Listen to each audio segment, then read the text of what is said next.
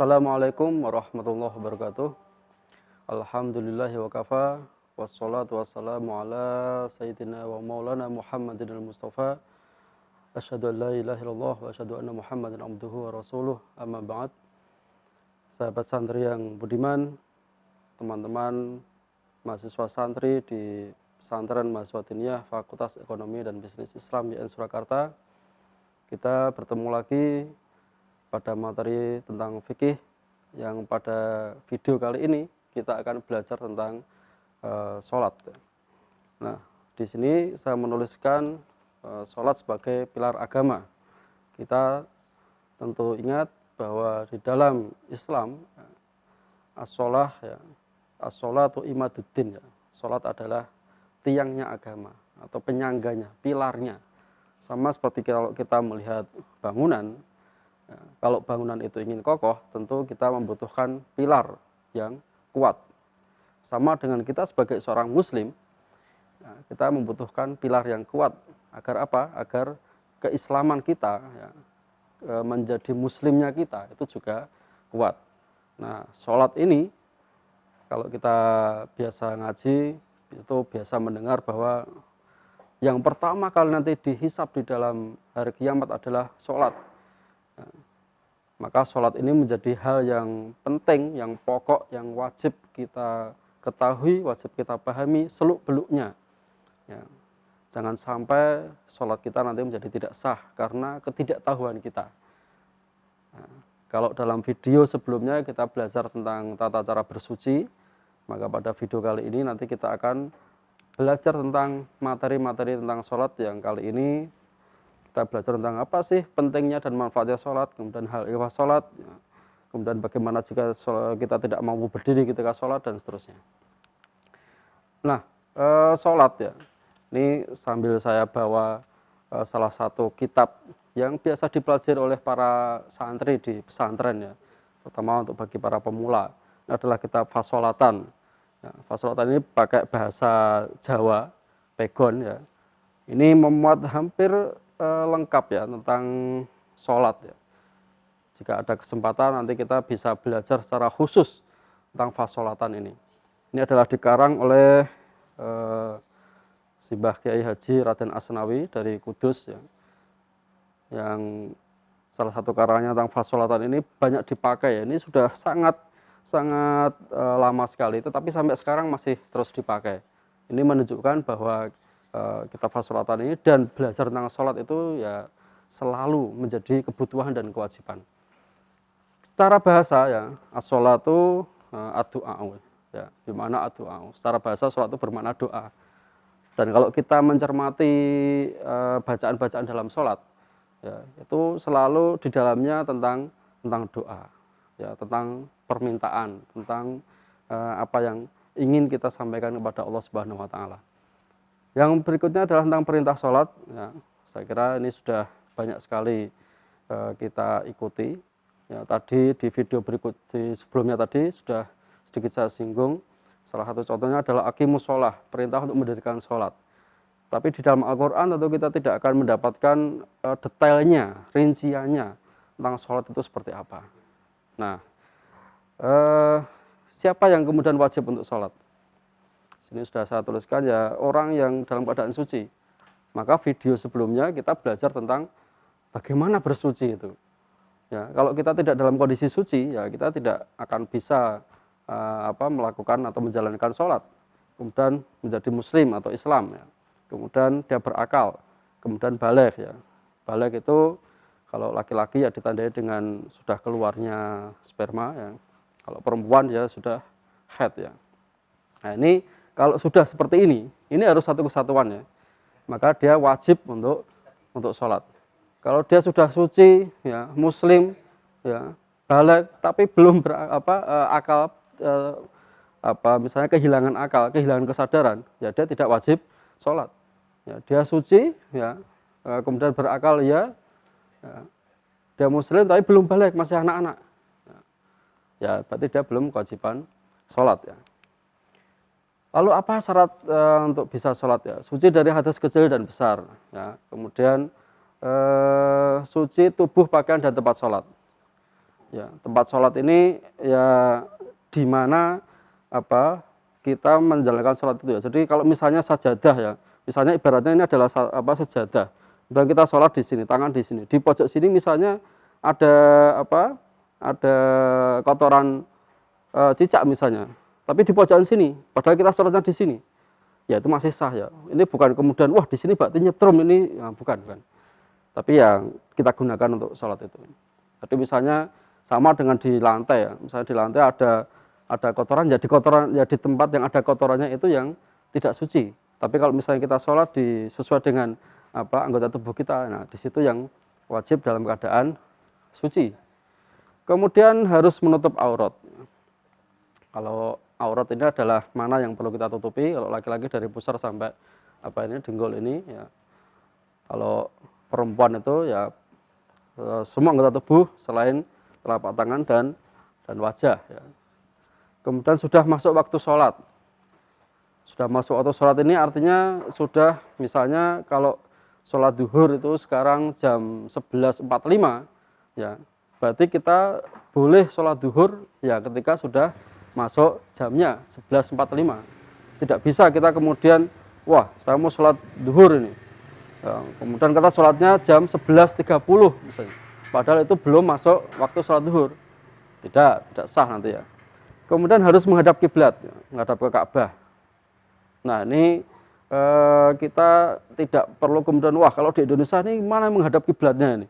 Ya pokoknya arah kiblat itu di mana. Kalau di Indonesia ya nanti menghadapnya kita ke barat ya. Tapi ini jangan sampai kita salah paham ya. Jadi, kemudian kalau kita bepergian ke luar negeri misalnya, yang kita cari baratnya, arah baratnya, jangan ya. Yang dicari arah kiblatnya. Maka kalau kita mau bepergian ke luar negeri ya kita cari. Kalau memang kita tidak menemukan masjid atau tempat sholat, ya kita cari. Ini kalau misalnya kita di negeri Jepang misalnya, itu arah kiblatnya kemana? Ya. Kalau kita di Indonesia, ya posisi Arab Saudi, posisi Mekah itu kan ada di timur ya. Jadi kita menghadapnya kan baratnya. Tapi kalau misalnya di wilayah di mana tergantung kondisi ya. Jadi di mana kita cari. Jadi menghadap kiblat ya, bukan kemudian menghadap ke barat ya, bukan. Kita menghadap. Kemudian mengetahui syarat dan rukun sholat. Nah kita coba lihat ya, syarat dan rukunnya sholat seperti apa. Nah, kalau tadi kita bicara syarat ya, ini berarti di luar ya. Jadi kita masih belum sholat ini. Tapi kalau kemudian kita bicara rukun, berarti kita bicara tentang kondisi di mana kita sudah di dalam aktivitas menjalankan sholat ya. Yang pertama adalah niat ya. Seperti yang sebelumnya sudah saya sampaikan ya, semua ibadah itu ya pondasinya ya niat ya. Pokoknya niat. Ya. Niatnya tergantung ya, tergantung kita sholat apa. Nah, sholat duhur ya, usolli, sholat zuhri ya. Ini jangan kebalik-balik ya. Wah tadi nawaitu. Nah kalau sholat usolli, ya usolli berarti saya menjalankan sholat. Nawaitu saya berniat. Kemudian berdiri bagi yang mampu. Ya. Kemudian membaca takbiratul ihram. Ya. Nah niatnya ini berbarengan dengan takbiratul ihram ya. Jadi kalau ada orang yang sholat, yang kemudian dia melafalkan atau mengeraskan bacaan misalnya sholli fardhu zuhri baru kemudian Allahu akbar. Nah, kalau di dalam hati ketika takbiratul ihram itu dia tidak niat ya enggak sah ya. Kalau ada orang yang misalnya niatnya itu sebelum takbiratul ihram ya boleh-boleh saja. Karena apa? Biasanya sebagai pancingan ya. Agar apa? Agar nanti ketika dia melafalkan ya di lisannya, nanti di dalam hatinya nanti dia akan mudah untuk mengikuti. Ya. Sama dengan kalau kita ini ya sedang servis air sumur ya kadang butuh pancingan. Nah sama kalau ada orang sholat sebelumnya melafalkan niat ya itu biasa sebagai pancingan. Tetapi ketika takbiratul ihram ya dia mulai angkat tangan Allahu akbar di dalam hati nanti dia harus niat ya sesuai dengan dia sholatnya apa ya. Kemudian yang berikutnya membaca surat Al-Fatihah. Kita mulai ya bismillah ya sampai waladhdallin, kemudian rukuk dengan tumak ninah. Nah ini yang mungkin perlu diperhatikan ya. Tumak ninah itu kondisi tenang sebentar ya. Jadi tidak kemudian rukuk gini langsung berdiri gini, tidak ya, rukuk ini ya tenang sebentar ya. Biasanya sekira membaca subhanallah ya. Jadi kalau misalnya tarawih mungkin yang sering rukuknya cepat itu ya. Ya tetap harus tumak ninah. Kalau nggak tumak ninah nggak sah ya. Karena apa? Karena tumak ninah itu ya integral dengan rukuk sebagai rukun sholat. Ya. Jadi begitu kita rukuk ya, kok ya harus tenang. Sama dengan ketika berdiri, i'tidal. Ya, Allah liman hamidah, tenang ya. Biasanya ada yang baca Robbana walakal hamdu ya. Ada yang bacaannya panjang. Ya, itu yang pokok ada tumak ninah. Soal bacaannya sunnah ya. Kemudian sujud 2 kali dengan tumak ninah. Sama ketika sujud ya. Ketika sujud ya tumak ninah berhenti, tenang sebentar. Ya, kemudian duduk di antara dua sujud dengan tumak ninah juga sama. Ya, kemudian duduk tahiyat akhir, membaca tahiyat akhir ya. Membaca sholawat setelah membaca tahiyat akhir. Kemudian salam yang pertama. Nah, ini yang mungkin sering banyak kejadian, banyak kasus ya, bahwa yang rukun adalah membaca salam yang pertama. Jadi misalnya kita assalamualaikum ya, menghadap kanan, kemudian kok kita kentut ya, tidak usah dilanjutkan salam yang kedua, karena nanti malah jadi batal sholatnya. Nanti kita harus bisa membedakan ya, batal sholatnya belum tentu batal wudhunya. Tapi kalau batal wudhunya pasti batal sholatnya. Nah itu perlu kita memahami, mencermati ya. Kalau misalnya ini tadi begitu salam pertama kok kita kentut, ya sudah selesai, tutup itu ya. Kemudian harus tertib ya, urut ya. Jadi tidak boleh karena wah Pak saya tuh sudah hafal ini, yang namanya gerakan sholat ini saya sudah hafal sejak kecil. Saya mau melakukan sholat gaya milenial ini, gaya baru ini. Ya. Gaya barunya apa? Mulai dari belakang, wah nggak boleh ya. Karena apa? Karena rukun sholat ya harus tertib ya. Kemudian ini beberapa gambar ya, ini untuk menunjukkan beberapa posisi krusial ketika sholat ya. Dan ini terutama ketika sujud ya. Jadi ketika sujud kita harus memperhatikan beberapa hal. Ya. Ada 7 anggota tubuh ketika sujud yang harus menempel ya. Pertama ini adalah dahi dan hidung ya. Di hidung ini dan dahi ya, ini harus menempel. Maka kalau teman-teman misalnya ini ya, rambutnya ini kok agak panjang kemudian ngelebar sedikit kayak gini ya, dan sujud ya nggak sah nanti. Maka beberapa orang ya kita pakai peci untuk apa? Untuk menahan biar rambutnya tidak ke bawah sehingga tidak menutupi ketika sujud terutama. Ya. Maka kalau pengen enak ya gundul ya. Kalau gundul otomatis nggak akan ada rambut ya. Ya. Cuma jangan sampai seperti Ipin Upin ya, gundul tapi ada satu rambut yang mungkin dia bisa menjunta, nah itu repot nanti ya. Dan hidung ya, hidung. Kemudian kedua telapak tangan ya, kedua telapak tangan menempel, dan kedua lututnya dan kedua jari kaki. Ya. Kemudian yang berikutnya adalah ketika duduk. Nah ini posisi gini ya, di nekuk ya. Tapi kalau ternyata tidak bisa ya biasa nggak apa-apa. Ini yang beberapa posisi. Karena apa? Karena salah satu yang dianjurkan ya ketika sholat itu adalah semua anggota tubuh kita itu berada dalam kondisi bisa menghadap ke kiblat semua. Kemudian apa yang membatalkan sholat ya? Nah ini ada banyak sekali yang membatalkan sholat ya. Pertama ada hadas kecil dan besar ya. Baik kita kentut ya otomatis sholatnya batal. Ya, terkena najis, terbuka aurat ya. Jika terkena angin segera ditutupi ya. Atau ketika ada anak kecil yang tiba-tiba kita pakai sarung kemudian ditarik ya segera mungkin ya kita tutup kembali. Kemudian makan dan minum walaupun sedikit. Nah ini maka kita harus berhati-hati ya. Usahakan sebelum sholat ya kita tidak ada sisa-sisa makanan yang ada di mulut ya. Kita berusaha agar di dalam mulut kita ini bebas ya. Makanya sunnah wudhu ya salah satunya adalah berkumur.